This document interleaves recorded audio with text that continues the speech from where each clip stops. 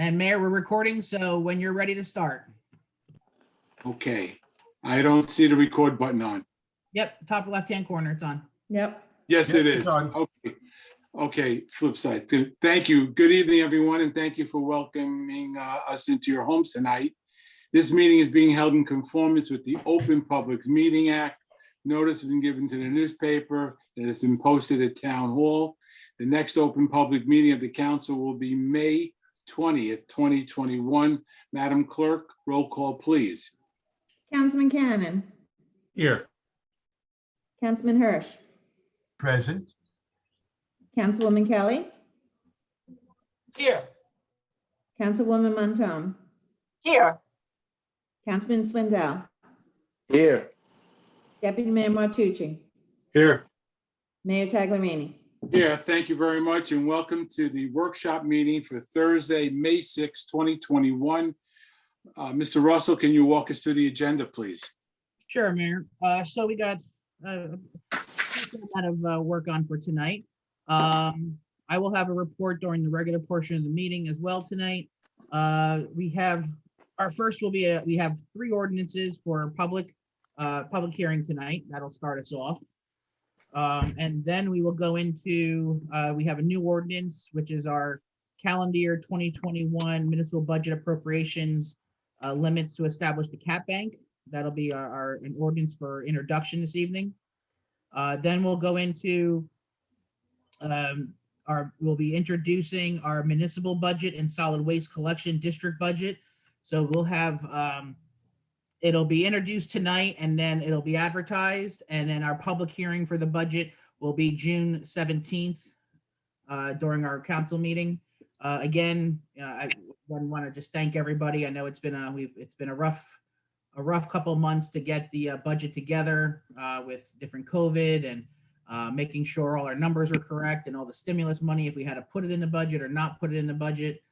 So again, I want to thank all of you for our budget hearings that we had. We had our regular budget hearing plus our capital budget hearing, and then working with Angela. I think in the past year, I guess the first couple months, I probably spent more time with Angela than anybody else, either in my family or at work, because I think I call her every day into the office and we go over numbers. I think she cringes when I call to ask questions. So our budget is here, and again, I think it's going to be a very good budget. And again, we'll keep all of our operations intact and not have really any issues. So I'm proud that we'll be able to introduce that tonight.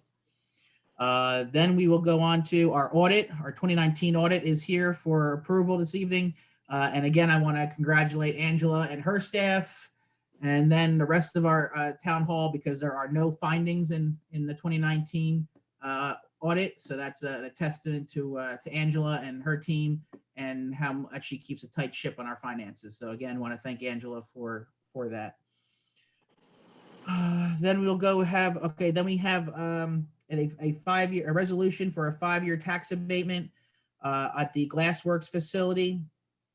This is the phase 1E portion, which is the 99 townhomes for sale.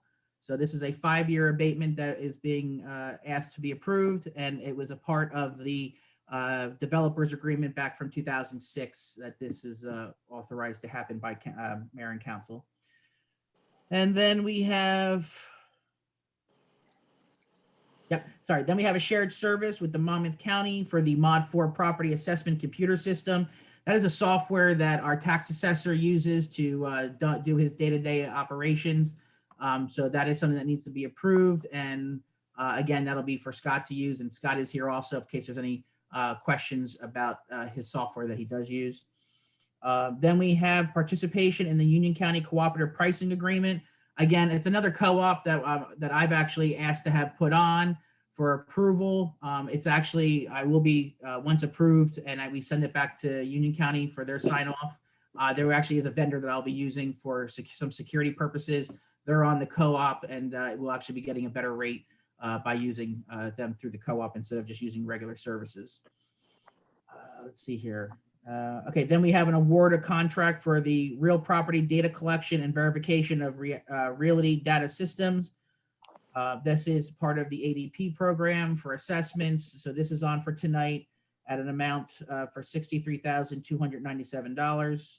And then this will be a program that we will have to continue over the next couple of years for doing assessments with Monmouth County. And we have 2 resolutions for requests for tax exemption for disabled veterans. That'll be on. And I believe that will be it. And then, of course, I will be asking for an executive session tonight as well. And our last part, if once we ask for any questions from mayor and council members, we will have a presentation. Mr. Rainier is here, and once we're all good with questions on the agenda, I'll turn it over to him, Mayor, so he can present for our presentation tonight. So back to you, Mayor and council members, for any questions or follow-ups on what you see on the agenda for this evening. Any questions for Brian? Just I had a couple questions. Sure, go right ahead. So this regards the 2021 municipal budget. So I got all the worksheets and the user-friendly budget and everything. I just wanted to make sure that I was reading this correctly. So the tax levy, the amount to be raised by municipal taxes for this year is 12 million. I guess this is really for Angela. 12,130,365.10. Yes. And my understanding of reading the levy cap calculation is that our amount to be raised by taxation last year was 12,207,187.28, or is that adjusted? No, that's correct. Okay, so that's apples to apples. Yes. Okay, so we lowered the tax levy by $77,000. Yes. Okay, well then Brian just gave the undersale of the century. So I've been sitting, so I think that bears mentioning. So members of the public that are listening are for the minutes. So this is my 12th time that I've been sitting here as this has happened. And this is the first time that we've literally lowered the real dollar taxes in the town by $77,000 for this year. And I don't mean to belabor the point, but I'm reading that correctly, right, Angela? I don't want to tell people that and then be wrong. That's accurate. The amount to be raised by taxation is going down by $77,000. It's definitely going down. And you're looking at the budget worksheets? Looking at sheet 3, the explanatory sheet, which is really the levy Yes. calculation. Yeah. 'Cause that yeah. pretty much gives Yeah. you, I thought, apples to apples as to what we Yes. charged people Yes. last year and what we're charging them this year. And it Yes, appears that that's we're charging $77,000 less this year. Yes. It's the first time that's happened since I've been sitting here. I think I'm correct in that as well. Yes. All right. Well, that's a tremendous accomplishment. And thank you very much, Angela, for pushing us on that revenue issue. Congratulations to the manager in your second year in office, lowering the tax levy. And thank you to my council members for sticking to a plan about debt and taxes and getting that done. As we've talked about, I mean, it's been over a decade we've talked about this, that's great. That's literally lowering the taxes. That's not playing games with deciding rates or whatever. That's real dollars that the people of Aberdeen are paying is going down this year. Yes. Well, that's incredible. And thank you very much for all your work on that for the last decade with us, Angela and Brian. It's always better to be the coach when, the team's going in the right direction. So, but nonetheless, thank you very much as well, because I know that's also your efforts as well. Again, it's a lot of, I guess we didn't go crazy on it right now because it's only the intro, but coming down we get the public hearing and everything. I've been here when it's going up 9%. Yeah, Yes. I will not bring you that. So, but again, this is incredible. Thank you. Thank you for all your work. Thank you for all of us working together and getting this policy in place with the revenue and holding the line on expenses while still taking care of our people and everything else. And, thank you, everyone. This is a real moment in the town, because I've been here when it's introduced at plus 12% in 2012. So to come a decade later and be at this point is incredible. Great job, everyone. Great job. Absolutely. Very well. Well said, Councilman. Thank you. Any other questions that we might have or comments? The only thing I'd like to add on number 4, Brian, and Yes, please. correct me if I'm wrong, not only was that abatement in the master plan agreement in 2006, but all of this property also falls into what we passed a few years ago in the area of rehabilitation. So it's almost a double type of situation. Not only was it part of the agreement, but it also fell into the Cliffwood Beach, Cliffwood sections that we had the abatement for, generally speaking, correct? Yes, sir. Thank you. Yes. No, you're totally correct on that. Good, thank you. Any other questions, comments?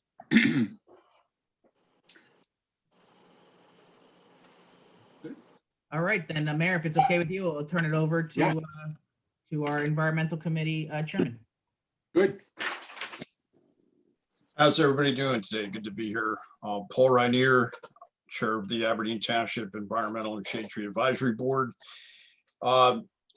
Thanks for accepting the invite. We reached out to New Jersey Forest Watch. I really appreciate the council being amenable to them being able to come here and speak on a topic. I'm going to introduce the topic, a little history.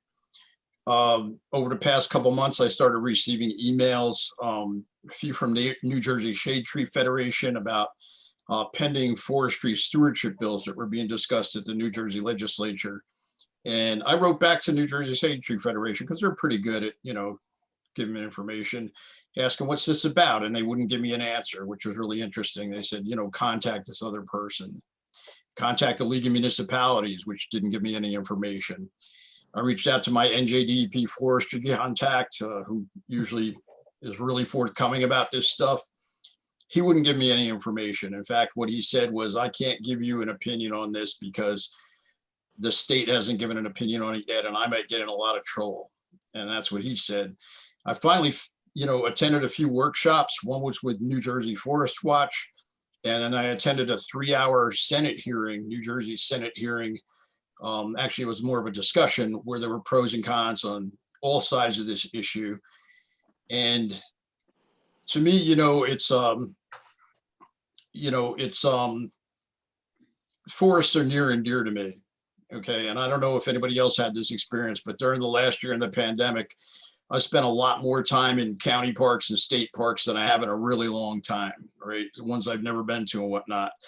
And just the thought of them being threatened in any manner really hits me on an emotional level. And, so I started reaching out, seeing what this was about, where these forestry stewardship plan proposals were a good thing or a not so good thing, and I approached it with an open mind.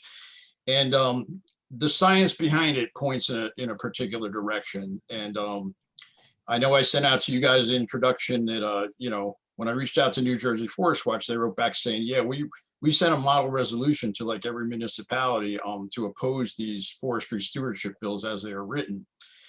And I did notice at the last county freeholder meeting, I think they're not called freeholders anymore, actually, I get something different, but they actually passed a resolution against these 5 stewardship plans.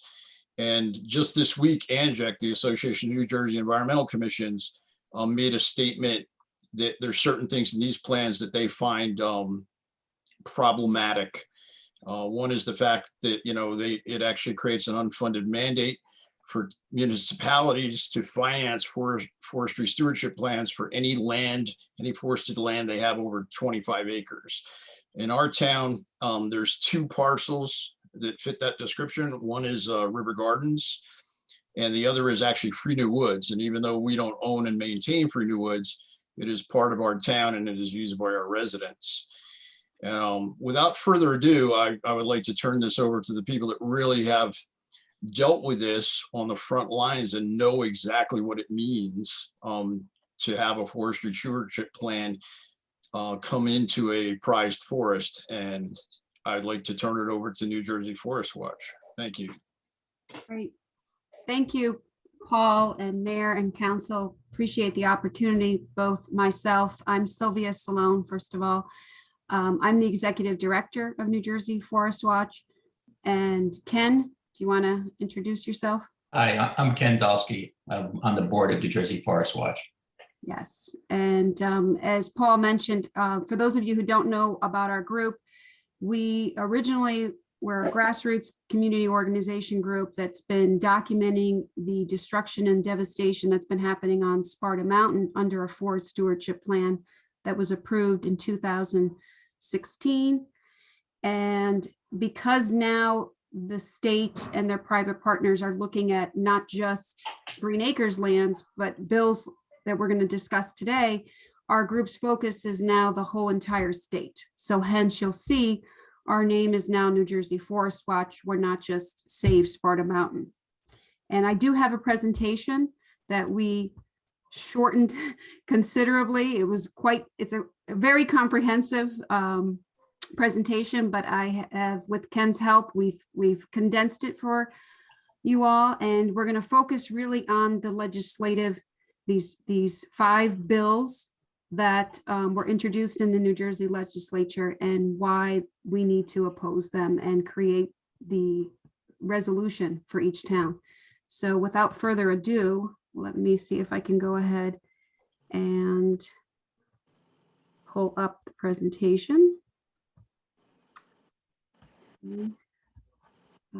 So while Sylvia is doing that, let me just mention there are 2 major problems with these bills. One is the subject, which is forestry and the implications of that in terms of ecology and how you've been managing your public lands up until now.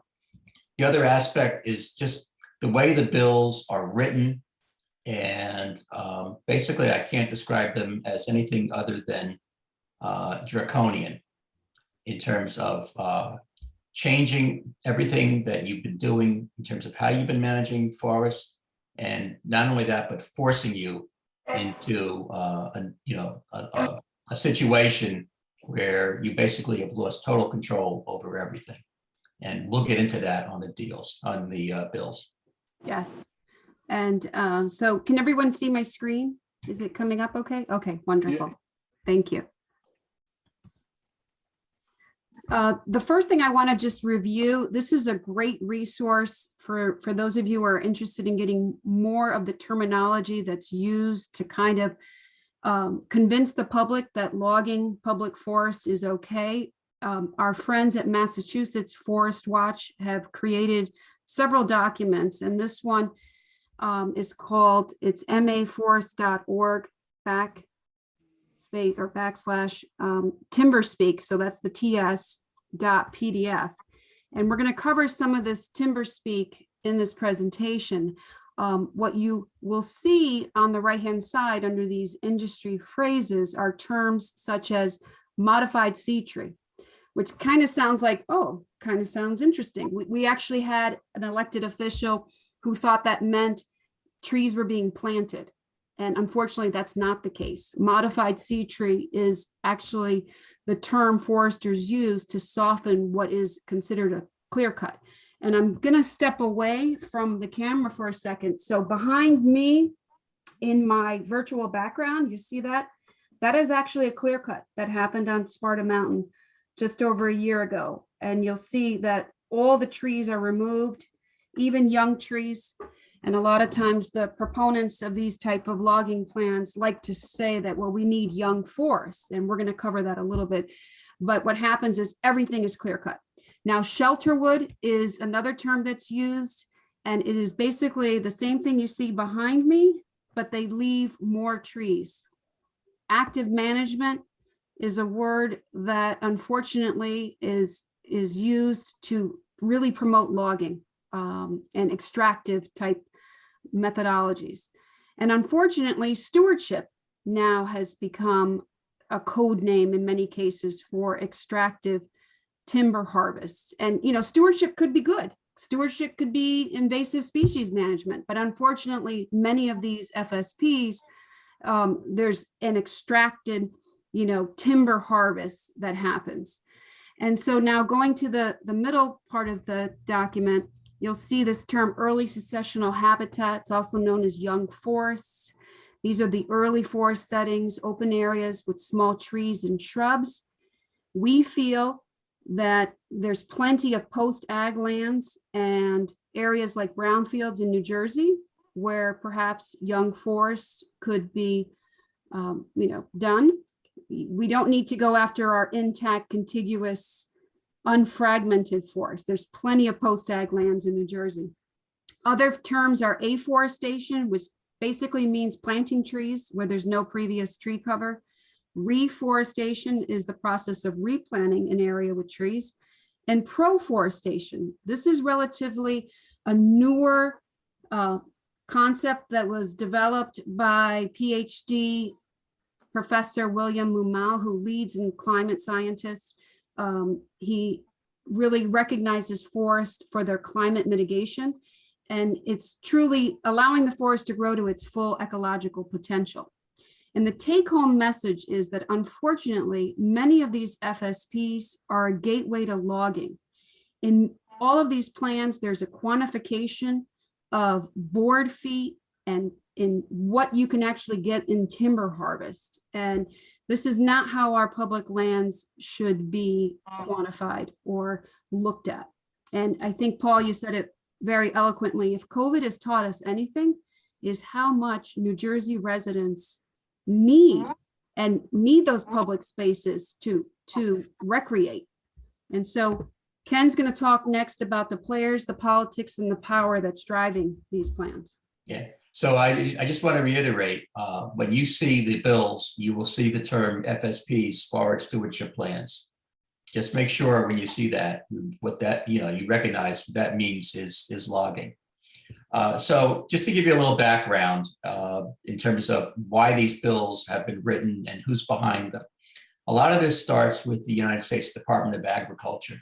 They view forest as a renewable crop, just like corn, and they look to implement programs that will promote the harvesting of those crops, in this case, timber. In fact, the forest industry is not only a prime constituent of the USDA, but the forest industry's whole focus is extracting timber. They are not a conservationist organization. They are not there to reclaim the land. They are not there to fight invasive species. They're there to basically cut down trees. The USDA funds or other organizations, in this case, in New Jersey, the New Jersey Audubon Society, which is not a member of the National Audubon Society. And they commissioned them to write these FSPs. Audubon actually has professional foresters on staff who will write these plans. And the plans have to be written by professional foresters who are paid to do this. Ecologists and others who would take a look at the entire ecology of the forest and work on a plan to improve it are not the ones that are writing FSPs. And so the foresters really only know how to extract, and they're the ones that are writing the plans and getting paid for it. Then you have the loggers who are basically, cutting and selling the timber. And so all this is revolving around money. Audubon is generating revenue from creating and promoting these FSPs. And then we have our Department of Environmental Protection, which unfortunately has really become a captive agency in this whole process. Part of that is because the Division of Fish and Wildlife, is now part of the DEP. And they follow the demands of hunters, birders, and other outdoor groups that like more open forests and edges for hunting, including grouse shooting and bird watching.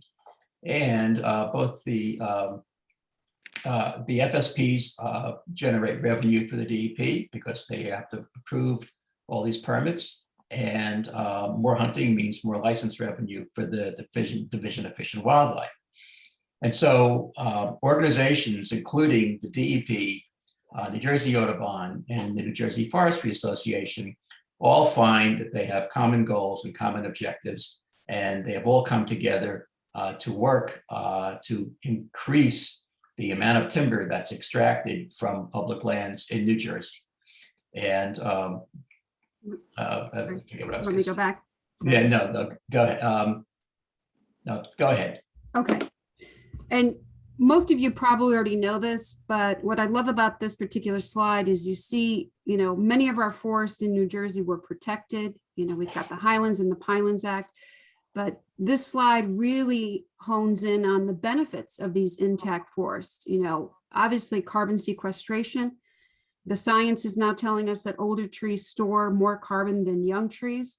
The second bullet point is really an interesting one. I didn't know this, and I find it really fascinating, but because New Jersey has the Highlands and the Pinelands Act, we experience here in New Jersey the fourth lowest cost of water. And how that happens is that the forest canopy actually helps. It's almost like, think of it as like a pre-filter. And so, you know, jokingly, when in New Jersey can we ever say we have the fourth lowest cost of anything in any other state, right?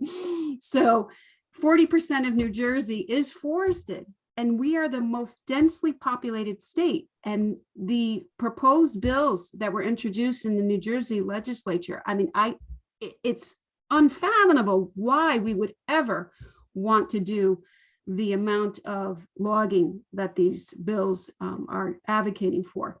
We know that intact forests clean the air as well as filters our water.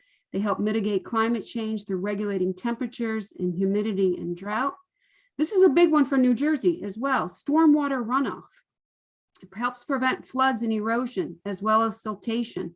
Many of our forests have steep slopes and thin soils. You don't want to remove the trees. Intact, unmanaged forests have been also shown to have more biodiversity than managed forests. They also help prevent invasive species coming in. They also provide shelter. Believe it or not, here in New Jersey, we have some of the best trout producing streams. And of course, the amphibians that rely on those streams. And again, to really connect and hit home how much COVID has really taught all of us to really appreciate our public and open spaces and have that reconnection that we so desire and need to reconnect with nature.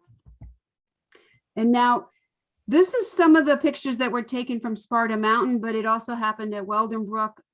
When FSPs are implemented, the subsoil, soil inversion and displacement that happens is unbelievable. It is so damaging to the soil. So this just shows you some of that.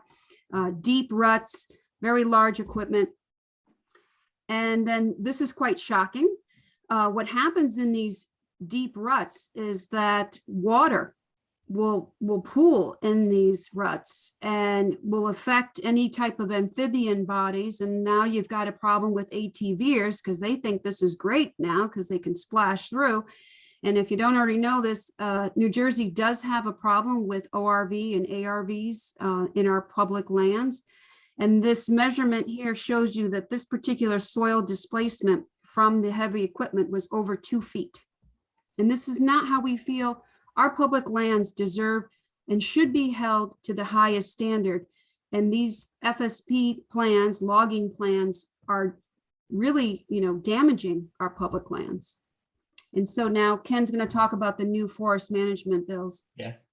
And I just wanted to mention, in case it wasn't clear, we know from basically listening to the legislative discussions that these bills were written by New Jersey Audubon. And so I just wanted to go back and talk about that. So these 4 bills, actually it's 5 now because Senator Smith also added another bill. And then he supported the 4 bills that had been previously introduced into the assembly. So that makes 5 bills in each house. The bills are designed to totally transform and change, how we've been managing our public land. And we hear people talking about, well, we have all this land and it's protected by green acres. Well, guess again. It may have been protected by green acres, but once FSPs get going, it's not protected, and you're going to lose control. As we described earlier, the way the bills are written, it just forces towns to spend money, and towns, landowners, NGOs and others on these FSPs. It takes away the history. It really violates the whole history of land use law that we've had in New Jersey for hundreds of years, where home rule was a very, very important concept. And it allows this clear cutting to go on forever. There's no limit to how long this could actually happen. And we talked about some of the other, degrading water. And I don't know if you're familiar with the Global Warming Response Act. I won't go into details, but that's the plan that has been, the law that has been passed to cut greenhouse gases by 80% by 2050, which has carbon sequestration as one component. And it basically turns that on its head and violates or makes it impossible for the GWRA to achieve its objectives of sequestering carbon to reduce greenhouse gases.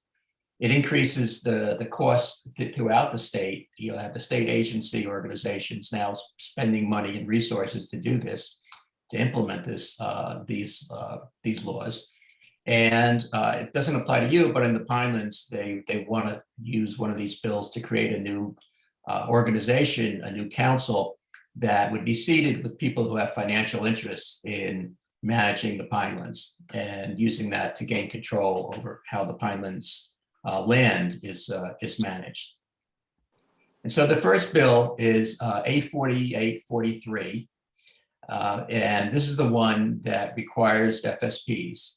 Then it says if you have 25 acres or more that were obtained through green acres, that they each have to have an FSP within the next 5 years, as with all state-owned land. So basically, this is the part that forces that FSPs on everybody. There's about 1 million acres of this space that could be impacted. It's costly. It's like $3,000 to $5,000 to have an FSP done. And if you're a town that has got several parcels that are 25 acres or more, then you're spending that for every single parcel. We talked about how it puts this, today you can write FSPs. That's what's going on in Sparta, but they're relatively few. And if the town doesn't want to have an FSP done, they don't have to. So we have very few. This would put it on steroids. This would just explode the number of FSPs that are going to be written to basically go after public lands. And as I said earlier, it doesn't address all the other things about managing your land that you'd like to get into, like protecting threatened and endangered species, preserving it for recreation, handling deer, etc. It wastes our tax money. We now are going to be spending money having the NJDEP, which is already understaffed, use their resources to log New Jersey. But instead, we really want to use whatever resources we have within DEP to fight climate change. So it's just doing a 180 in terms of NJDEP resources. And as I said, makes it impossible to meet our Global Warming Response Act goals. And just to add what Ken mentioned, so forward stewardship plans were and have been created on private lands, and that's fine. Our private landowners, can go ahead with those programs. We're specifically now talking about public lands and how our public lands are and should be managed. And this bill violates that. And then now the next one. Yeah. So the next one is A4844. This is the one that ensures that after all these FSPs are written, that you as a municipality have absolutely no control and no authority to influence how, what was in that FSP or how it's carried out. It prohibits local government from enacting any ordinance, rule, or resolution that requires local government approval of a forest stewardship plan, and it would supersede any municipal ordinance that you have. So if you're using ordinances today for forest, for tree, tree management of any sort, they will be overridden and you won't be able to write new ones. And there was an article, or I shouldn't say an article, there was a statement put out by the New Jersey Forestry Association back in the middle of last month, relative to the comments to the Senate Energy and Environment and Energy Committee. And it said this bill would prohibit a local government from requiring that FSPs are subject to its approval, thus streamlining the review process. So their purpose is they want this to go fast. They want to push through as many FSPs as possible, And having towns like Aberdeen having any kind of a say over this is just going to muck it up and prevent them from moving as many FSPs as they want. Realistically, in the state, local governments lack the time, resource, and expertise to review and approve FSPs. I mean, this is an incredibly patronizing statement. It's basically saying, you don't know what you're doing, municipalities.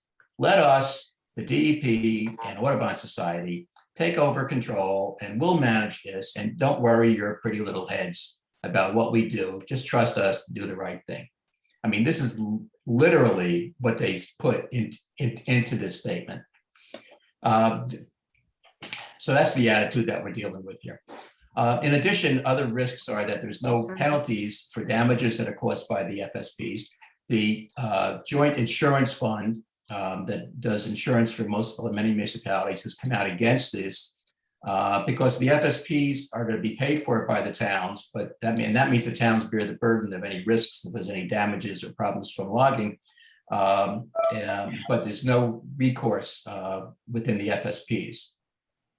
And this is an interesting case. I mean, what we have here is the fact that the state is using preemption to weaken the protection of your existing ordinances. I mean, usually it's the other way around, that the state will come out with laws that force local municipalities to a higher set of standards. In this case, they're forcing you to weaken your existing ordinances. Yeah. The next one, I'll just go through real quick, but 4845 is a minimum, requires minimum burning acreage, which is really a very unscientific way of going about this. Yes, burns are needed in the Pinelands area from time to time, but saying 50,000 acres, which is much, much more than has ever been burned. And then it just says 10,000 acres elsewhere in the state every year. So maybe they'll burn an Aberdeen State Park. It's kind of mind-boggling that they would just legislate this amount and force this on the state. And this is equivalent to about 6% of our entire public forested land every year. It has nothing to do with whatever the science says, what's happening on the ground in any given year.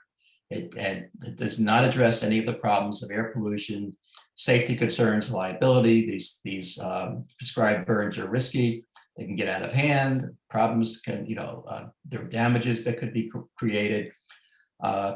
So instead of increasing our sequestration of carbon in New Jersey, we'll be releasing millions of tons of pollution and greenhouse gases every year because we're going to have to be forced to burn this much land. Yes, and then the last one that Senator Smith discussed at the hearing on the 21st is A3086 Senate Companion 2001. And this establishes forest stewardship program for all state-owned lands. This is another one that we feel should be opposed.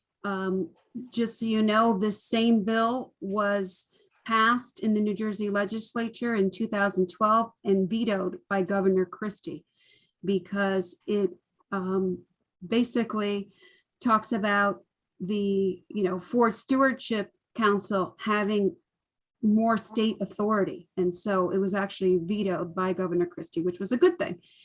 And it promotes development of an economic market for forest products and develops information on the marketing of these types of harvesting wood. The bill directs all revenues from forestry activities to go into the Hunters and Anglers License Fund.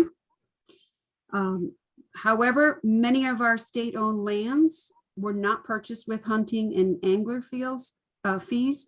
So we feel that, especially our Green Acres lands, these belong to the people of New Jersey. We New Jersey taxpayers have paid to protect these lands, and we feel as though this is the violation of those public trust resources. Additionally, the bill further requires any revenue or all revenues derived from forestry activities on all state-owned lands to be deposited in a dedicated non-lapsing special account within the DEP. Again, these are New Jersey taxpayer funded properties. They belong to the people. They should not have special accounts that are now held within the DEP. And part of this bill talks a lot about having FSC certification, which is a third-party certifier, which may sound good.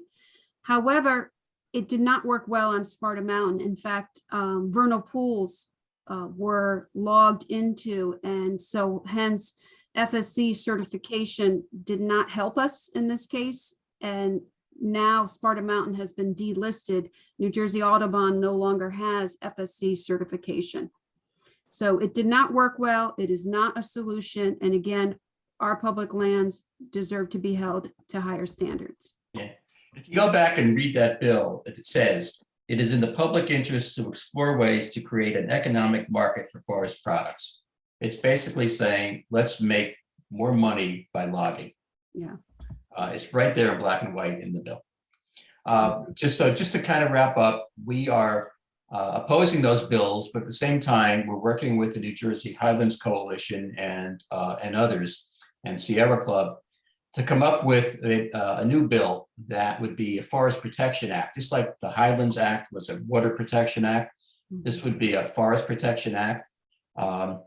We would use the principle of prioritizing carbon sequestration as the most important goal.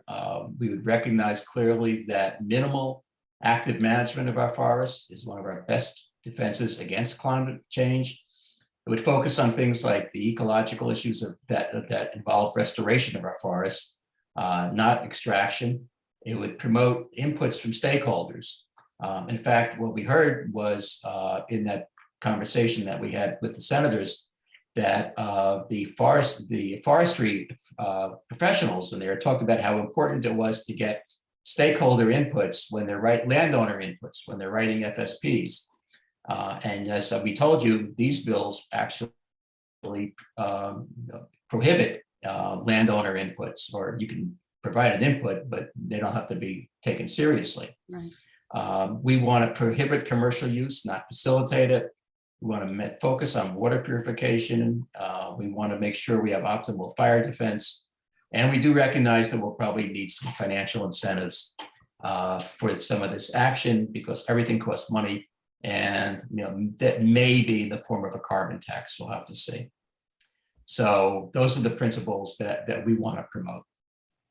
And then just some visuals. This is a billboard that we have down in the Trenton area that was an effort on the Highlands Coalition, ourselves, and the Pinelands Preservation. And then this billboard is down in the near the governor's office, where we're asking the governor to, questioning the climate change is an existential threat, then why is our DEP logging New Jersey's public forest? We should cut carbon, not our forests. So this is on Route 35 near you. Maybe some of you have actually seen it. Yes, maybe you've seen it. And then these are just some of the things that we're asking, to write Governor Murphy, to contact our DEP Commissioner Sean LaTourette. We're asking your town to pass a resolution opposing the forest management bills. And then there's some other public outcry things that, we're asking citizens to participate in. And then this is just some information on our website and how to get a hold of us. And then lastly, sorry, I'll go back. Thanks. You wanted to take a picture? Yes, thank you so much. Sure. And then questions. Does anybody have any questions? Councilman Hirsch has a question. Yes. Do I unmute? No, he unmutes No, himself. he can correct? unmute. He's all good now. Thank you. I find this very disturbing from a personal level, because I spent the first several years of my married life living right at the foothills of the Sparta Mountain up in Sussex County. Oh, really? And it's just a beautiful, beautiful area. My question, though, is, if I understood you correctly, you're telling us that the Monmouth County Free Commissioners have voted or are in favor of these new legislations allowing logging on public land and destruction of the our habitat and our defense against climate change. Did I No, understand that correctly? no, they voted to oppose the. Okay, Yes. that's where I was a little confused. Yes, yes, we sent, we created a resolution template. We sent it to all the counties, to all the commissioners and hundreds of the towns. It's the same resolution we're asking you. You can obviously change it to fit Aberdeen in any way you like, but it's the same general resolution to oppose all these bills. So then, if the Monmouth County Commissioners are opposing this new legislation,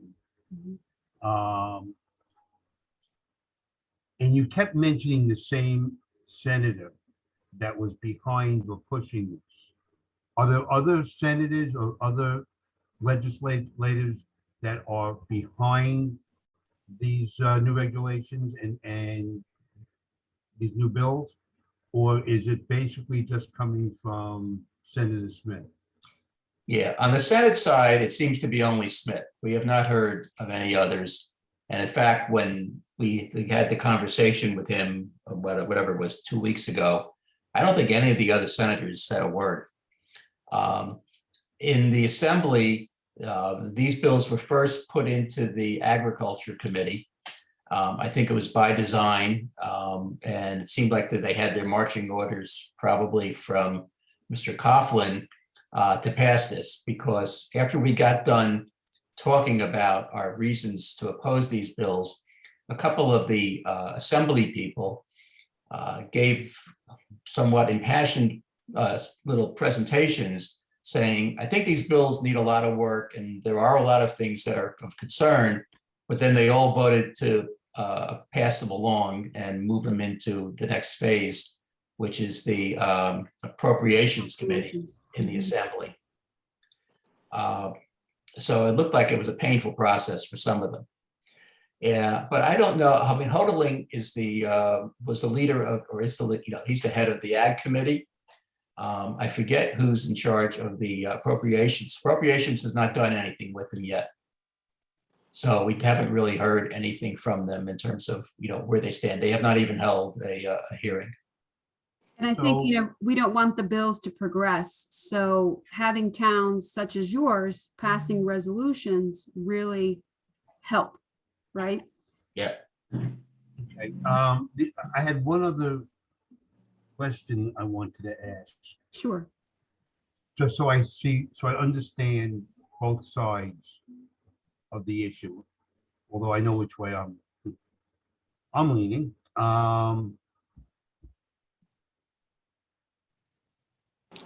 They want to, or these new bills want to allow the logging of public land in New Jersey to benefit basically the lumber industry, so they have more access to trees for timber.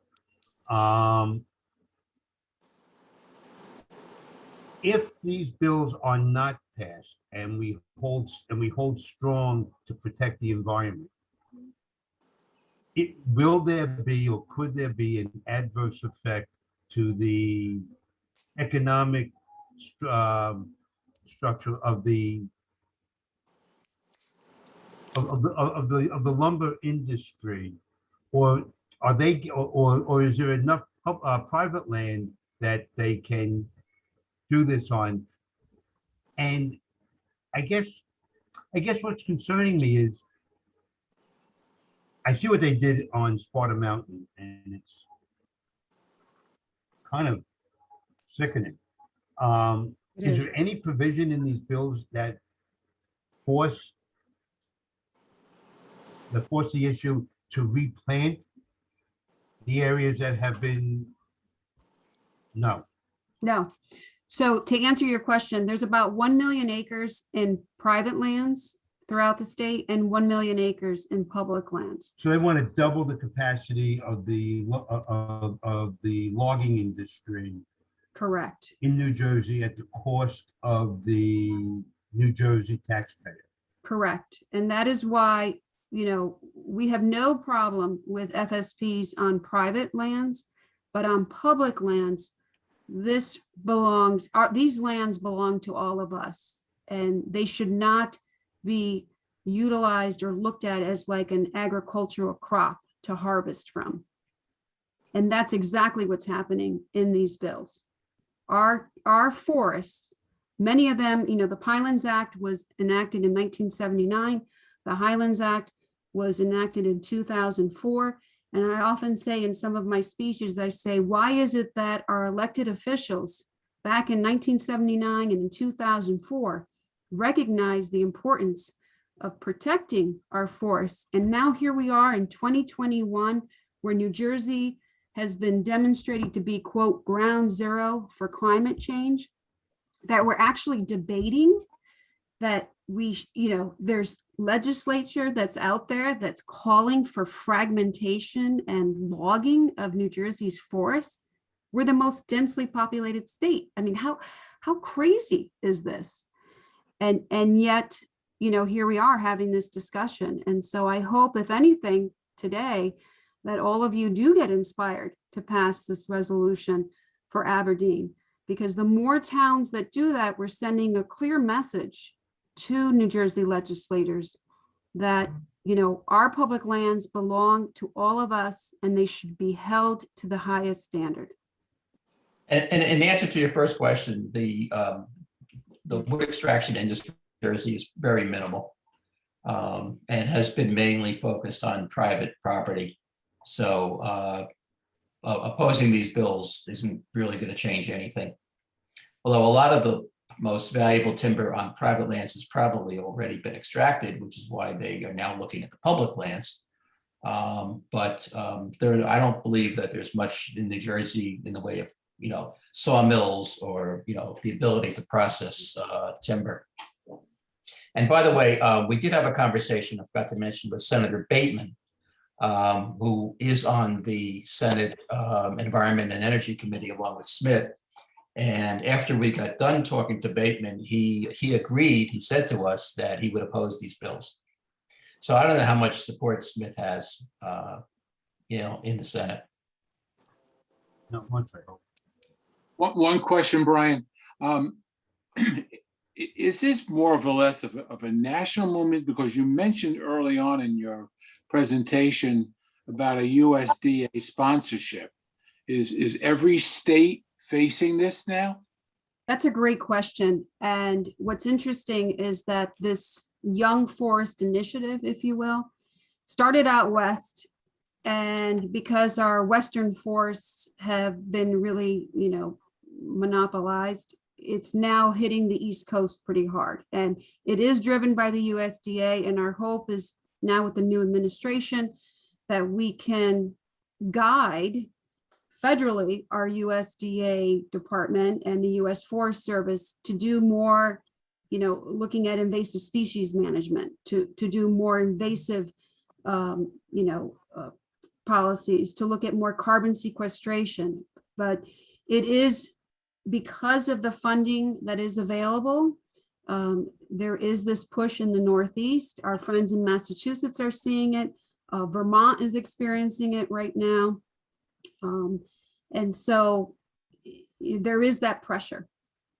Yeah, we see our future in some of those states, and they're getting hit a lot worse than we are. But the forest industry, and I know it sounds bad to talk about an industry like this, but they know how bad logging is and how people look at it, and how sick it makes a lot of people feel. And they have worked very hard on this message and this whole Young Forest Initiative to put a spin on it, to try and convince people that this is great. And when they talk about it, it has no problems, causes no damages, that it's great for the environment. And it's just, trying to keep their business afloat as best they can and stop people like us from trying to preserve our forests. It kind of reminds me of the old, when we were told smoking was okay. It's sort of along the same lines. And that timber speak that I mentioned before from MassachusettsForests.org, that's a great reference, and it talks a lot about, you know, these ways of sort of spinning, you know, logging and deforestation in a positive manner. You know, for example, say that an imperiled species needs our help, and so that species will be the poster child. In this case, you'll hear a lot about a golden winged warbler. This is a bird that, yes, it's important, but its population has been steadily declining since the 1990s. And you know why? It's because our air temperature has increased. And states like Minnesota and New Hampshire are seeing a greater population explosion there. And it's because New Jersey's air temperature has gone up dramatically. And so why would we want to cut down hundreds and thousands of acres of forest for a bird that's already going up to New Hampshire and Minnesota? But that's exactly what the DEP, Division of Fish and Wildlife, and their partners, specifically New Jersey Audubon, are promoting. So hopefully that answers some additional questions. And I see Paul has his hand up, but I don't know how. Paul, do you know, can you unmute yourself? Sylvia, I think you can stop sharing your screen. Yes. Okay, let me do that. Let them get back. Yeah, it makes the video smoother when you stop Yes. sharing the screen. Okay, so it should have now stopped. Did it stop? Yes, yes. Okay. Great. First of all, thanks for bringing the information. And thanks for shortening that. Even though it seemed long, I do recall how long the original one I sent through was. One slide I missed that you did have in the original was the fact that the logs that were being pulled from Sparta Mountain were heading up to Ontario, Yes. which was interesting. So one thing I need to say about these bills is they're not environmentally sane. SANE, they are not sane. Okay, and I say that with the idea in mind that we have to get as much carbon and keep as much carbon out of the atmosphere within the next 10 years as possible. Yep. Okay? This is not, you know, we don't have a lot of time. So like cutting down a forest, okay, sets us back 80 to 100 years. Okay, it's going to take that long for it to, even if you replant it, it's going to take that, and there's no guarantee replanting works very well either. It's very difficult to do a good replanting, but it takes that long to suck that carbon that you released back into a forest, you know? So it's really a setback when you go and clear cut these areas.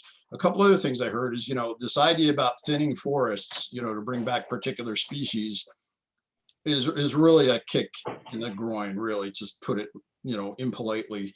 To use an environmental argument for sort of an anti-environmental agenda, I find to be disheartening. You know, the other thing, the other driver I'm concerned about, you know, there are high value trees that, you know, the timber industry likes to go and cut oaks, things like that, things that can be made into products, you know, but the people that just burn wood, okay, there's now this wood pellet industry, okay, that's another driver behind taking any wood product you can get your hands on, even stuff that's not very desirable, cutting it down and turning it into wood pellets and shipping it to Europe. In another, like, something that wasn't really well thought out, they call that renewable fuel over there. Right. And it's more polluting than coal to burn it. And it takes a long time to renew it. You know, it's not really an environmentally sound practice, but it's become popular. And they get some kind of financial credits because it's considered renewable. Yeah. Right. So there's a lot of stuff to this. And I need to tell you this, is that I went to the Senate discussion with an open mind because, you know, I saw the New Jersey Forest Watch stuff first, and it comes from a particular direction. Right. So I went to the Senate hearing with an open mind saying, you know, there's another side to this story, and there is. Okay. But most of the other side of the story, you know, a lot of it has to do with not understanding the science, right? And that argument about, you know, preserving biodiversity by cutting mature forests just doesn't hold water. And I hear that argument a lot from the other side, and it's just not scientifically valid. So anyway, those are my comments, and thanks again. Thank you. Yeah, we appreciate it. Yeah, they'll take, you know, something that's got a little nugget of truth and then spin it to apply in ways that never should. So yeah, if a species thrives on the edge of the forest, then suddenly in order to, promote that species, we have to cut large sections of our interior forest, in order to make that species life, more, easier. When we have a lot of birds on the interior, for example, like red-shouldered hawks and wood thrush in New Jersey, that are in danger and need very, very large intact areas of forest in order to survive. You don't hear them talking about that. You don't hear them talk about what they're doing to other species. Any other questions? Yes, I had a question. What is the fifth bill? What's the number of the fifth? Yeah, bill? the fifth bill is the Smith bill. That's 2001. And I forget. Is that a companion bill to one in the assembly? Yes. No, so, well, so. It is in the assembly, yes, there Okay, is. so that's the companion to 3086 in the assembly. Correct. Yeah, Okay. yeah, right. So those two bills, I mean, so all these bills aren't the same, Correct. right? There's Let me put it from this perspective. So obviously what's happening on the mountain in North Jersey is not the intended purpose of any legislation or regulations. That's an abuse of licenses and things that are going on up there. And someone made a pretty solid error. You can tell that from the picture behind you. So the two of the five bills are 3086 and the S 2001, and those establish forestry stewardship programs for state-owned lands, which is functionally ludicrous to cut down state protected forests. And I read through the preamble to the bills. And so one is sponsored by John McKeon from Madison up in Morris County. And the notion that it's sponsored by just one assembly person, particularly Assemblyman McKeon, means that that's basically dead on arrival. So, and it seems pretty easy to oppose that from a municipal perspective. From a South, and I'll put it this way, from a South Jersey municipal perspective. On 4843, this requires forest stewardship plans for certain lands acquired for recreation and conservation purposes, which functionally is green acres, because that's what that is, recreation and conservation purposes. And that's sponsored by Carol Murphy of Camden County, Eric Hotaling of our county, who's actually a friend of mine, who's part of the agricultural committee, and Representative Parker Space from your neck of the woods up in Sussex County. So I suspect that Parker Space, if you check his ELEC reports, takes a lot of contributions from the lumber or logging community, because there's really no reason for him to be on that with the other two assembly people. They're from different parties and different regions of the state. And I suspect that's why you're experiencing the problem that you have on the screen behind you, aptly. Yes. So, and then we have 4844. And so this one is sponsored by Representative Armato, Representative Hotaling. Representative Armato is from Atlantic County, Representative Hotaling from our county, Representative Dancer, whose district is functionally Ocean County and the bottom of our county. I'm sorry. He goes all the way from Middlesex all the way down into Burlington County. And then again, Parker Space. And so, and that bill provides municipal approval is not required for forest stewardship plans. And from a South Jersey perspective, I can understand why Republican Dancer, Democrat Armato, and Democrat Hotaling, Parker Space, we know why he's there. I don't know why he would be sponsoring this bill. But given the fires that have occurred down in the Pinelands, it's not surprising that the representatives from those counties want to prevent municipalities from preventing you from cutting down trees or managing the forest in this area that was just last year closed by a forest fire on the Parkway. And a forest fire does nothing to prevent global warming because the carbon's immediately released back into the atmosphere. Right. So, that bill's a little different than the other ones, than really the first three, which are essentially what you're talking about, allowing the logging on public lands or lands that are purchased with taxpayer funds. And we should obviously have a say in that as taxpayers. And then the fifth one is 4845. And that's sponsored by Vincent Mazzio, John Armato. They're both from Atlantic County. I think they're from the same district, actually, down in Atlantic County. Eric Hotaling, and then again, our logging friend, Parker Space, who's probably the reason the mountain looks like that behind you. judging from what I've read online so far. And so again, this one sets a minimum acreage goal and schedule for prescribed burns in the Pinelands and statewide. And I suspect statewide is there because Parker Space is on the bill as a sponsor. But with respect to the Pinelands, that's a very popular opinion down here that there should be controlled burns in the Pinelands. And given what's happened with forest fires there in the last several years, which again is a carbon neutral event. Because it ultimately has happened. It's happened 3 times in my lifetime to the extent that they've closed the Parkway and had evacuations. And I'm less than 40 years old, which gives you the extent of the global warming problem, but that doesn't necessarily solve it. So from my perspective, I listened to you say you gave a very good presentation. It seems like this legislation and regulations have extended to your neck of the woods where there aren't many forest fires because it's pretty wet. That seems terribly unfortunate. But as a South Jersey councilman in South Jersey town, on 2 of those bills, I don't think I could really oppose them given some of the natural stuff we've had down here, nor understanding who the sponsors are and their motivations for doing that. Although prescribed burns in statewide make no sense to me, but in the Pinelands they do. So perhaps that bill needs some work. But I just wanted to give you my opinion of the issue as a councilman here and having to vote on potentially a resolution opposing members of the legislature who determine a lot of our funds. That's from a South Jersey perspective, that's where I would give it for you. 2 of those seemed like pretty reasonable responses to the recent natural disasters. And the other 3 are frankly ludicrous, as you pointed out. I don't know why I vote for these bonds to buy green acres so people can log them. That makes no sense. But thank you very much for your presentation. I appreciate it. We're not against prescribed burns at all. We recognize, especially in the Pinelands, it's a good practice, when it's done properly and based on science, and we're fine.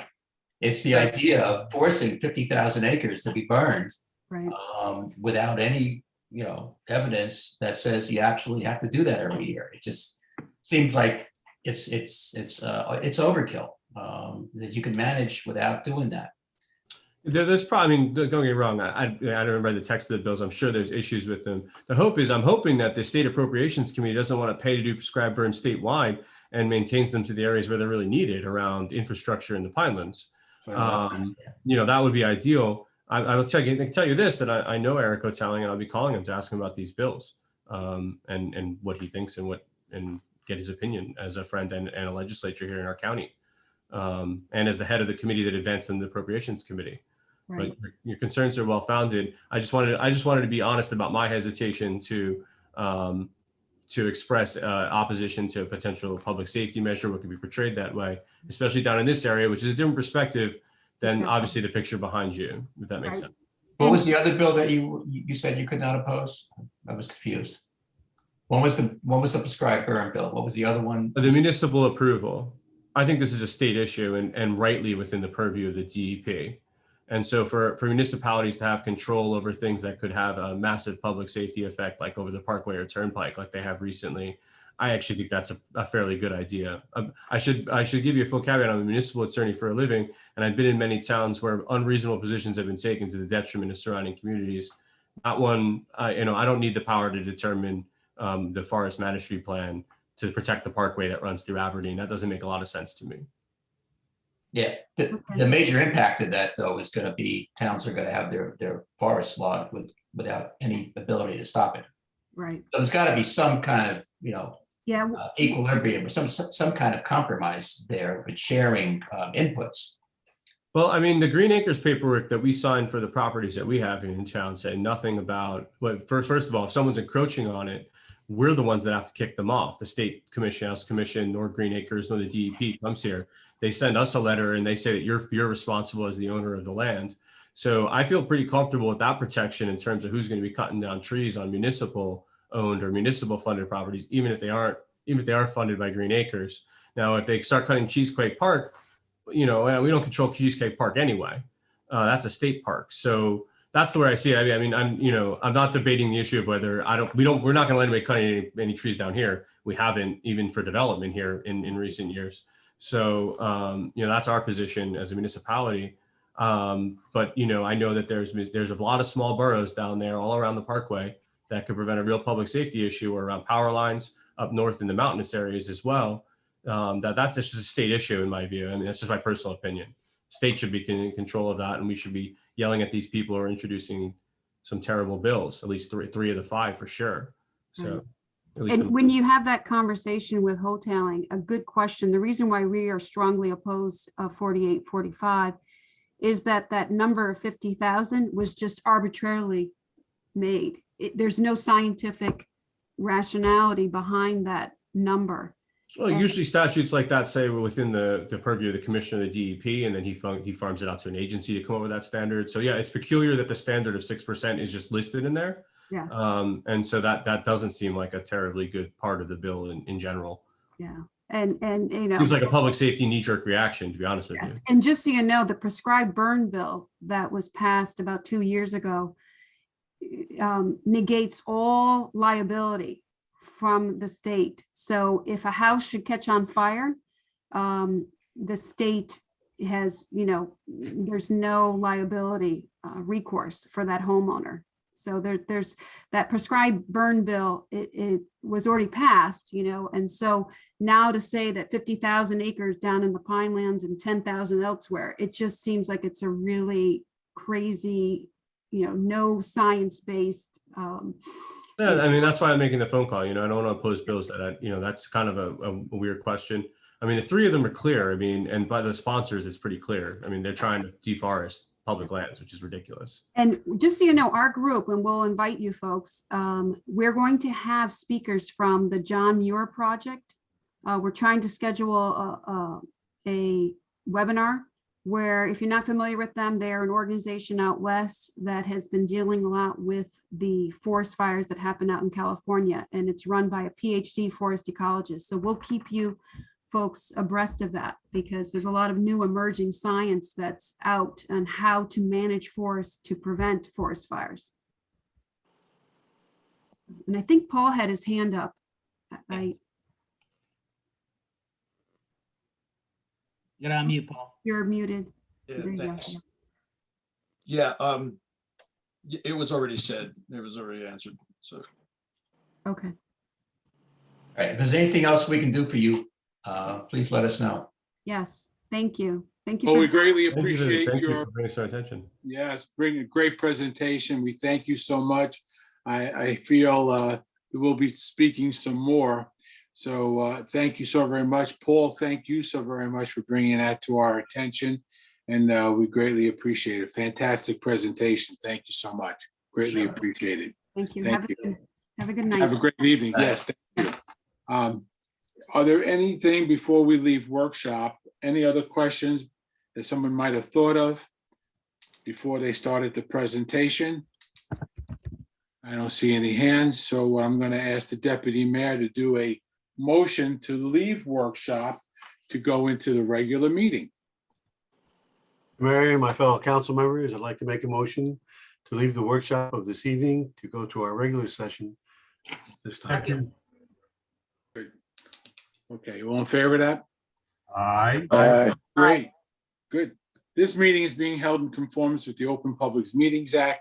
Notice has been given to the newspaper and posted at Town Hall. The next open public meeting of this council will be held on May 20th, 2021. Welcome to the Aberdeen Township Council meeting for Thursday, May 6th, 2021. Roll call, please. Councilman Cannon, Here. Councilman Hirsch, Here. Councilwoman Kelly, Here. Councilwoman Montone, Here. Councilman Swindell, Here. Deputy Mayor Martucci, Here. Mayor Tagliarini.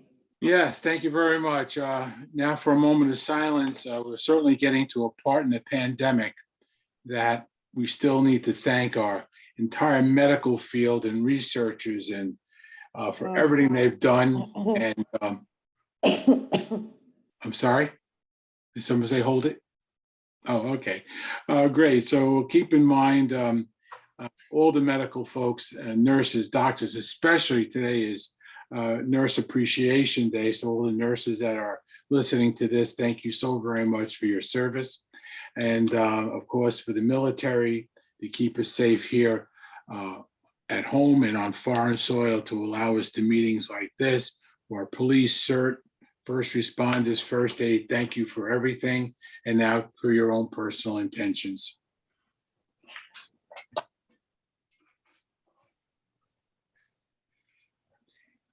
Thank you. And now we'll do a salute to the flag. I pledge allegiance to the flag of the United States of America and to the republic for which it stands, one nation, under God, indivisible, with liberty and justice for all. Thank you, everyone.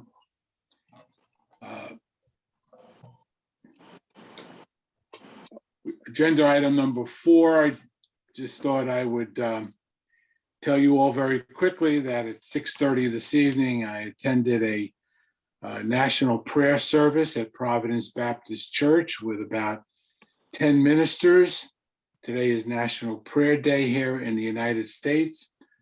It's been the National Prayer Day since about 1776. And it was certainly a wonderful evening, and greatly appreciated the invitation.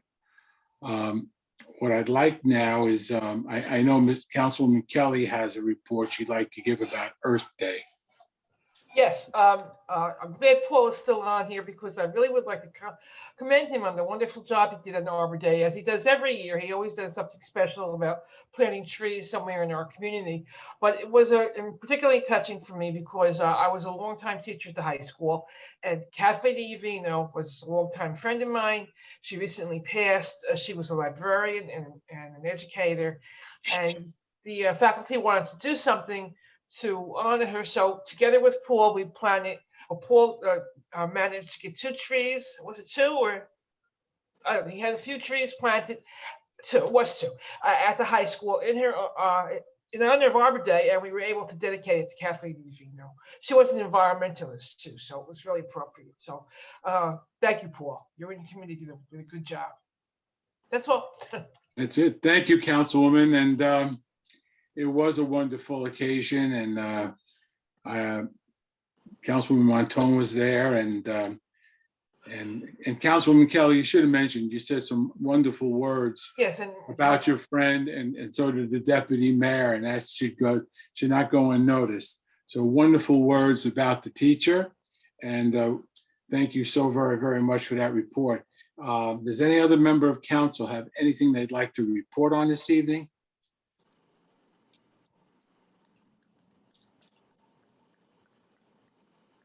Not seeing anything, I'm going to then hand it over to our manager for a report from him, and some introductions, and take it away, Brian.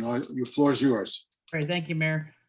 So just a quick update. Now with some of the COVID restrictions being relaxed, we are preparing hopefully for the beginning of end of May, beginning of June to have our town hall reopened for some more in-person business for residents. We're just working on some of our protocols again, and hopefully we'll also be opening up and using more of our recreation facilities, our community and senior centers.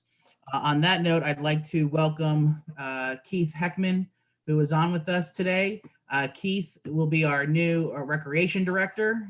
He actually has started this past Monday, so he's 4 days in with us and is starting to transition with Jim Calabelli. They've both been working hand in hand this whole week, getting Keith up to speed on the programs that we will have for this summer, and our different facilities and the parks. So I know by the end of the day, Keith goes home ready with his head steaming and boiling over with all the info that we've been giving him, but he keeps returning. So I'm very happy that Keith has joined our team. He's another great addition, and again, we've been talking every day, and our ideas and the ideas that he is bringing to the table that we want to hopefully bring to our residents this year and more into 2022 has brought a real big smile to my face, and I know to many of my council members and mayor who have met and spoke with Keith also. So again, I'd like everyone to welcome Keith, and again, 4 days in, and he's already got the running straight on, and it's been a great week already. So Keith, welcome, and I hope you thrive in your director's position here, and I'm real glad that we have you on board. Thank you very much for the introduction. And I will be in tomorrow, by the way, so it'll be 5 straight days. But no, thank you for the opportunity to serve in your community. I come with a lot of experience from the Monmouth County Park System, and I bring that with me with a renewed enthusiasm for recreation in Aberdeen. So it's been a thrilling 4 days, and I look forward to many years of positive experiences. So thank you. It's nice to meet you all via Zoom here.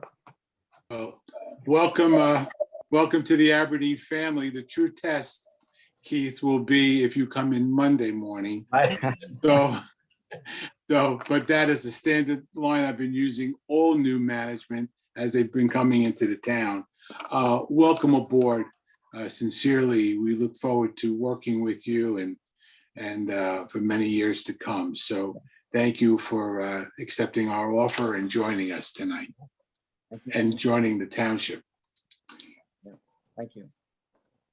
I'm gonna now turn it over to Chief Geyer if he has anything from the PD side. Well, I have the COVID numbers as of 5/5. Aberdeen's totals at 1879. We have 101 active cases, 20 new cases since 4/27. Captain Cole, who is our liaison with the county, added a special note telling me that apparently Millennium Memory Care might be having a problem again over there. So we'll be working closely with the county to see what's going on over there. Thanks, Chief. Mayor, that is all I have then for this evening for us. Good. Well, thank you, Chief. Thank you on behalf of the council for everything that you and your staff is doing during this pandemic. We're in good hands, and you should know about that. I greatly appreciate it. We'll move on to agenda number 5 in the hearing of the citizens.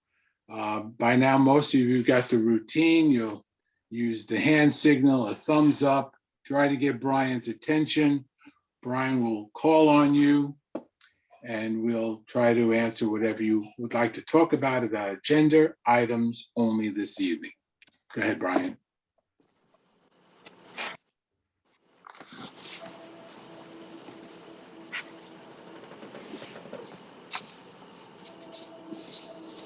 I have nothing at this time, Mayor. All right, thank you, sir. We're moving to agenda item 6. There are 3 proclamations, and I would like very much to have help with that this evening. And so I'd like to call on the deputy mayor to do one of the proclamations for this evening, please. Thank you, Mr. Mayor, and my fellow council members and our constituents. This proclamation is the Older American Month Proclamation, Communities of Strength.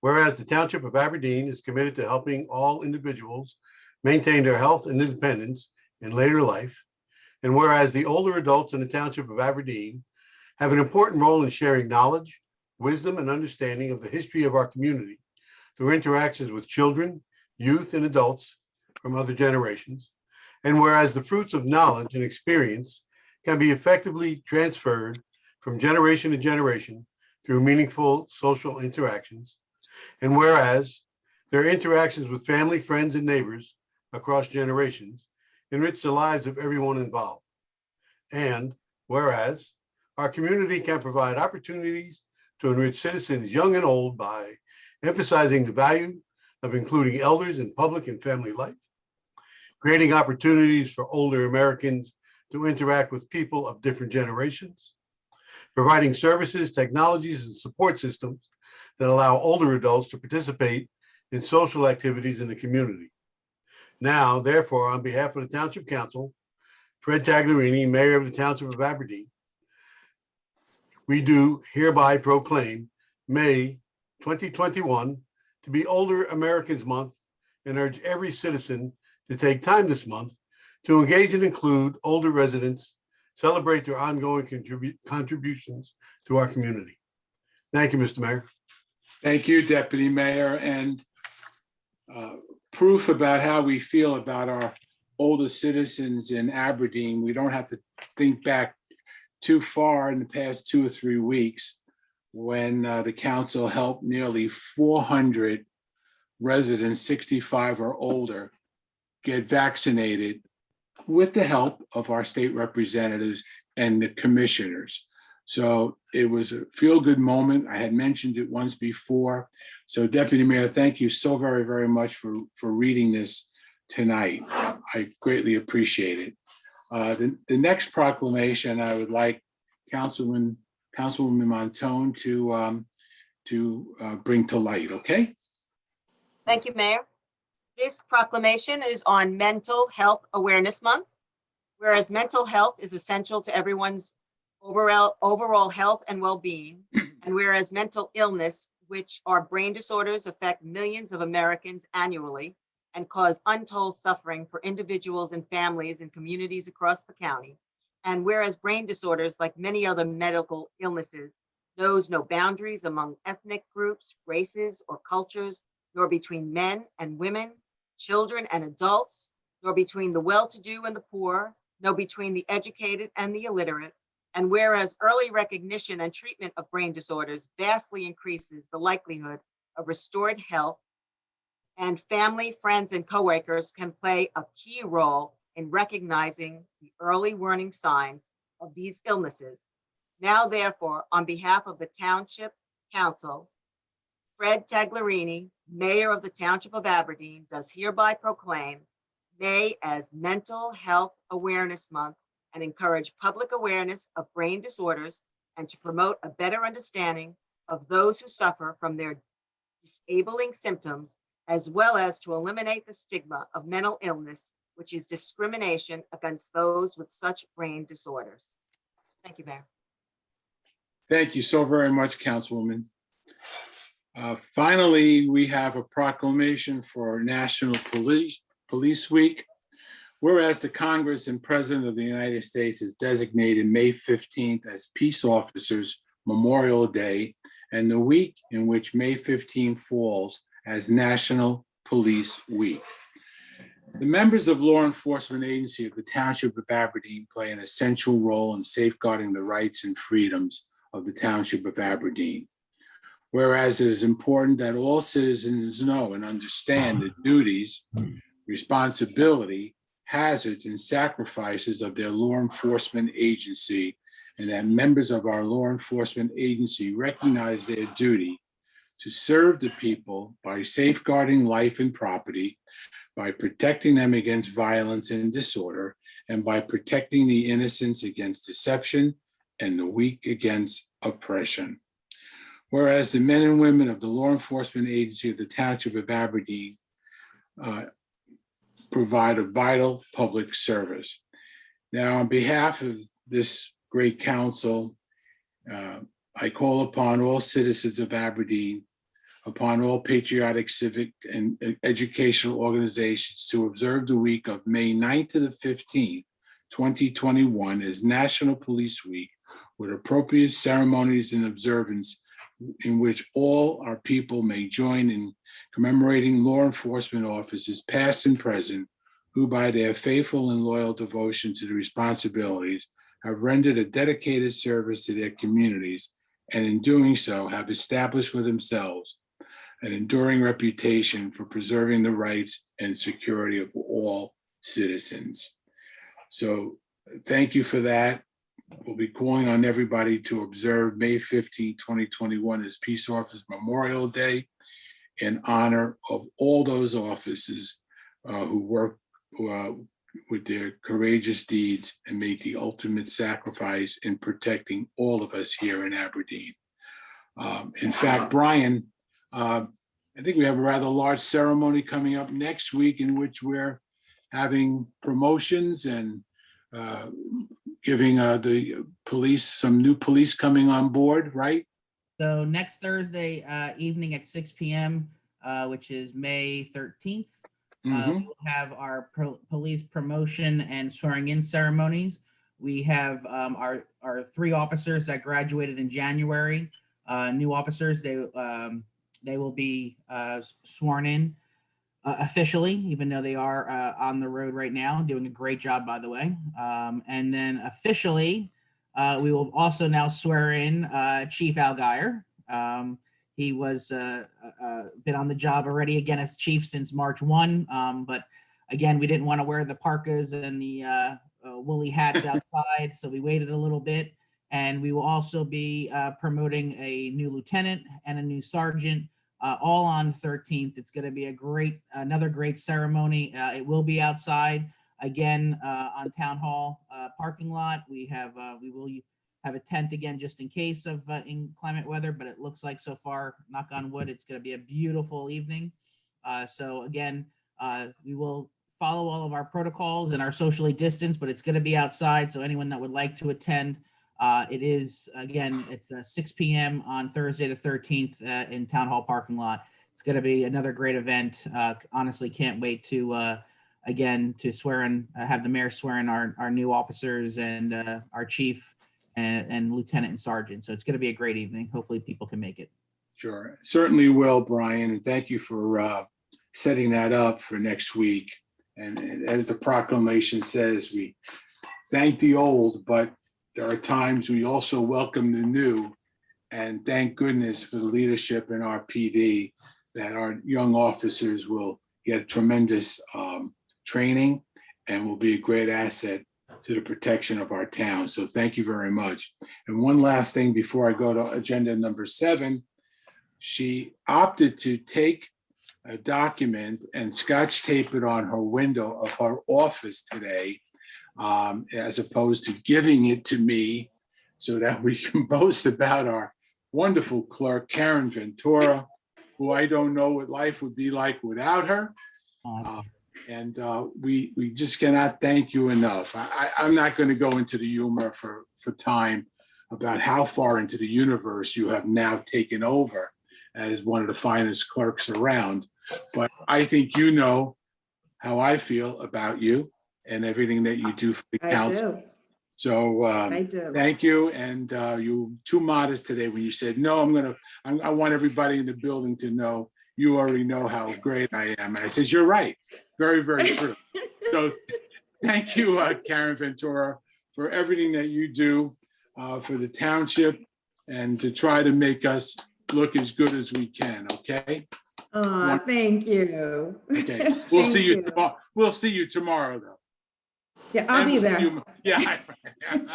Very good. Thank you very, very much. Now I'd like to move on to agenda item number 7, which would be a motion from Councilman Hirsch. Thank you, Mr. Mayor. It is with great pleasure I once again make a motion to our mayor, deputy mayor, and fellow council members to accept the minutes from the workshop, regular and executive meeting of January 21st, 2021. Second. Councilman Cannon, Yes. Councilman Hirsch, Yes. Councilwoman Kelly, Yes. Councilwoman Montone, Yes. Councilman Swindell, Yes. Deputy Mayor Montucci, Yes. Mayor Tagliarini. Yes, thank you very much. Moving on to 8A, bond ordinance number 3-2021, introduced and passed on first reading on April 15th, 2021, and published according to law. Affidavit of publication of this ordinance in the Asbury Park Press of April 22nd, 2021 will be submitted, and has been noted that a copy of the ordinance has been posted in Town Hall and that copies were available to the general public upon request. Madam Clerk. Bond ordinance providing for various capital improvements in and by the Township of Aberdeen in the County of Monmouth, New Jersey, appropriating $4,674,000 therefore, and authorizing the issuance of $3,923,500 bonds or notes of the township to finance part of the cost thereof. Thank you. Now I'd like to open the meeting to the public for remarks that they may have on this. Mr. Russell, you can tell me if you see any hands.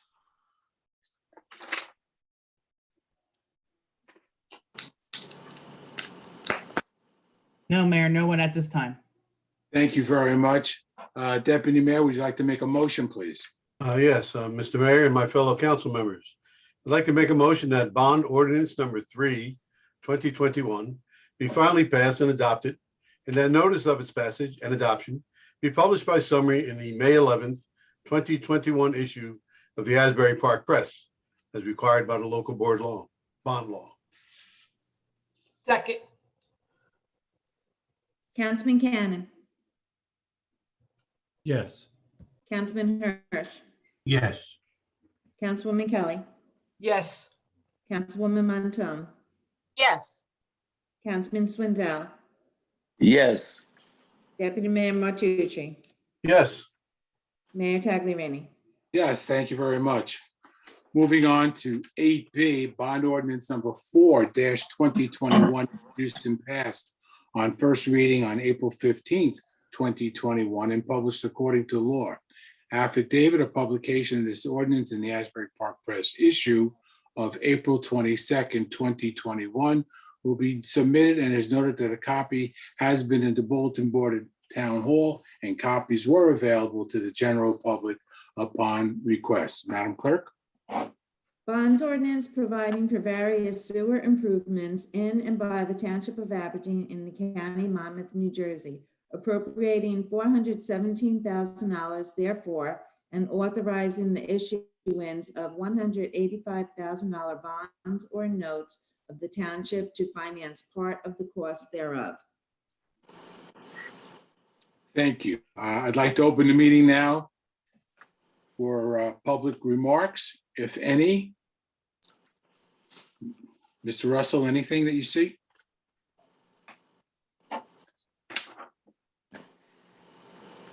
No, Mayor, nothing at this time. Thank you. Then I'm going to ask Councilwoman Montone to make a motion, please. yes, thank you, Mayor. Mayor Tagliarini, Deputy Mayor Martucci, and fellow council members.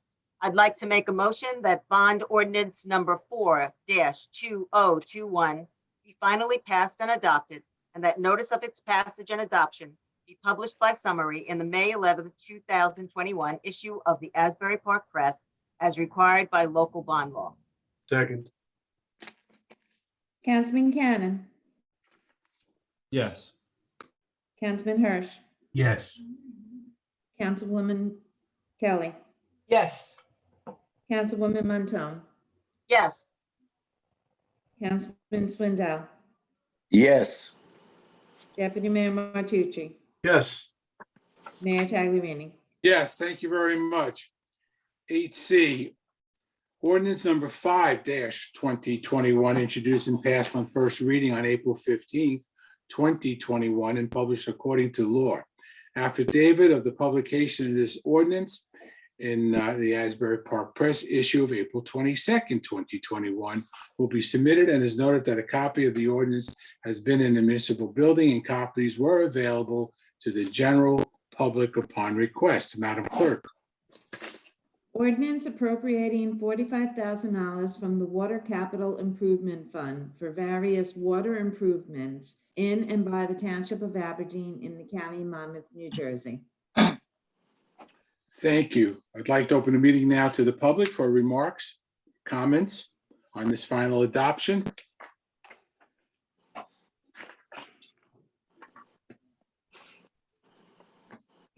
No, Mayor, nothing at this time. All right. Councilman Swindell, would you kindly make a motion, please? yes, thank you, Mayor. To the mayor, the deputy mayor, and my fellow council members, I'd like to make a motion that ordinance number 5-2021 be finally passed and adopted, and that notice of its passage and adoption be published by summary in the May 11th, 2021 issue of the Asbury Park Press. Second, Second. Second.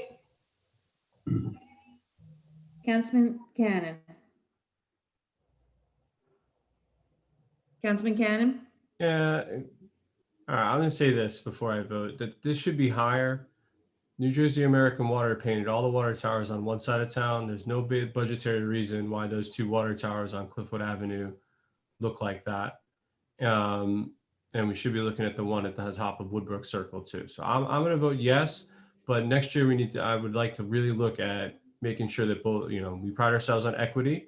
And so there's no real budgetary reason why the water towers on the other side of town can't be painted, especially when we're only spending $45,000 this year. But I will vote yes to move forward on all the ordinary stuff. But next year we need to talk about that. Councilman Hirsch, Yes. Councilwoman Kelly, Yes.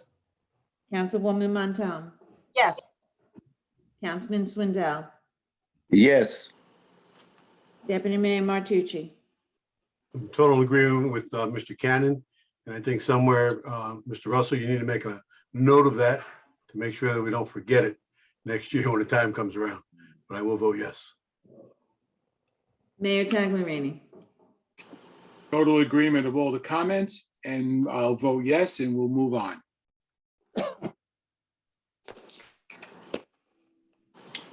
All right, we're up to new business 9A. Councilman Kelly, please. Yes, to the mayor, deputy mayor, my fellow council members, I'd like to make a motion to introduce ordinance number 6, 2021 on first reading by title, and to order the same to be published by summary in the Tuesday, May 11th, 2021 issue of the Asbury Park Press, together with notice of its introduction and passage on first reading by title, and that it will be further considered for final passage after public hearing at the meeting of the Township Council to be held on May 20th, 2021 at 7:30 p.m. through Zoom broadcasting. Second,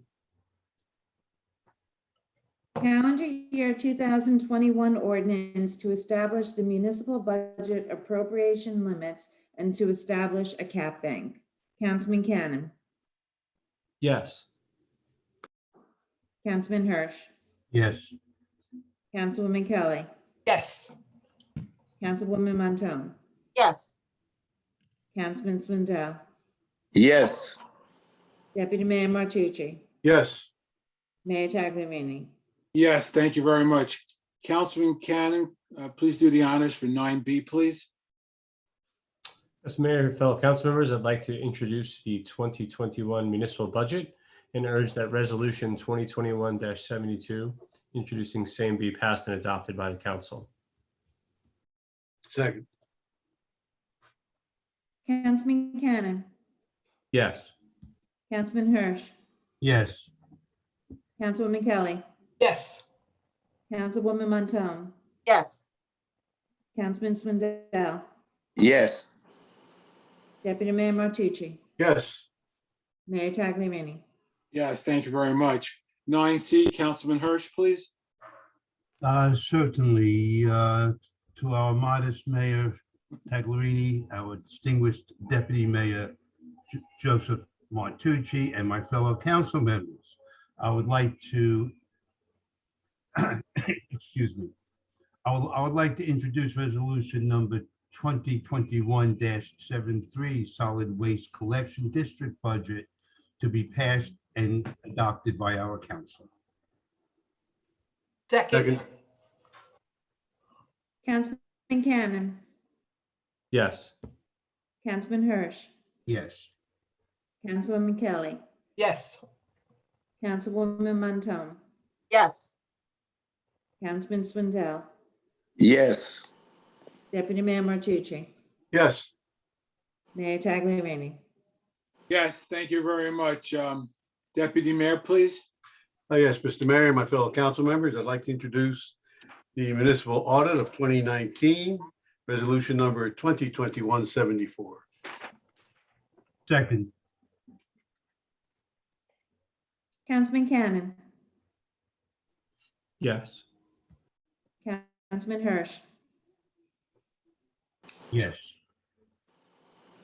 Councilwoman Kelly, Yes. Councilwoman Montone, Yes. Councilman Swindell, Yes.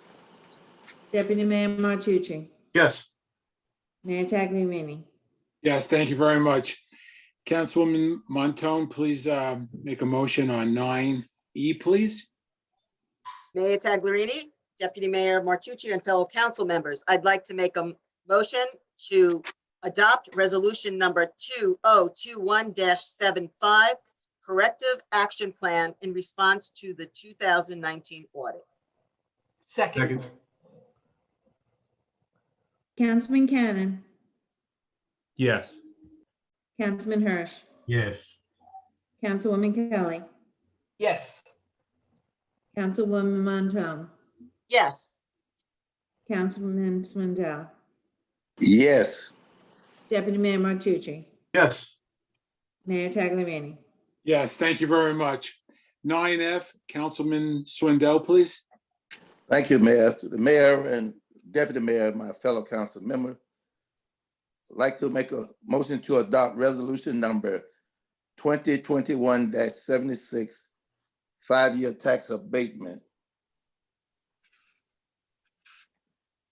Second.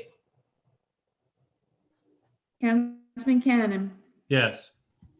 Councilman Hirsch, Yes. Councilwoman Kelly, Yes. Councilwoman Montone, Yes. Councilman Swindell, Yes. Deputy Mayor Martucci, Yes. Mayor Tagliarini. Yes, thank you very much. Councilman Cannon, 9G, please. Yes, Mayor and fellow council members, I'd like to make a motion to adopt the consent agenda, which consists of resolution 2021-77 through 2021-81 sequentially. Second. Councilman Cannon, I'm sorry, we have a discussion real quick after second? sure. Certainly. I just had a question. How, for 79, how long is the contract being awarded to real property data? Right, how many, and what percentage is being inspected each year? This contract is for 1 year. This resolution is for 1 year. At this time, Scott, do you have more? Yeah, it's a 3-year deal, Councilman. It's gonna be extended, right? Yeah, the first year is 40% inspections, the second is 40%, the third is 20% inspections Okay. of the properties in town as per required by the assessment demonstration program. Okay, I just recall that they wanted us to do much more upfront, which would have functioned for They- everyone at the same time. And so You're we did 40, 40, 20, which is They- functionally yeah. really the best we can do legally with the situation. I was gonna get, yeah, absolutely. They wanted 60% the first year. We came back, we said, no, absolutely not. In an effort to save money, we came to 40, 40, 20. Okay. All right. Well, I mean, that's the best we can do. That's the best we can do to keep ourselves compliant and not in jeopardy. Thank you. You're welcome. With that, I'll vote yes. Thanks, Karen. Sorry for holding up your votes tonight. Councilman Hirsch, Yes. Councilwoman Kelly, Yes. Councilwoman Montone, Yes. Councilman Swindell, Yes. Deputy Mayor Martucci, Yes. Mayor Tagliarini. Yes, thank you very much. We'll now like to open the meeting for the hearing of the citizens' correspondence petitions. Just please indicate to Brian Russell, put a thumb up, put the hand up, and then he'll certainly call on you.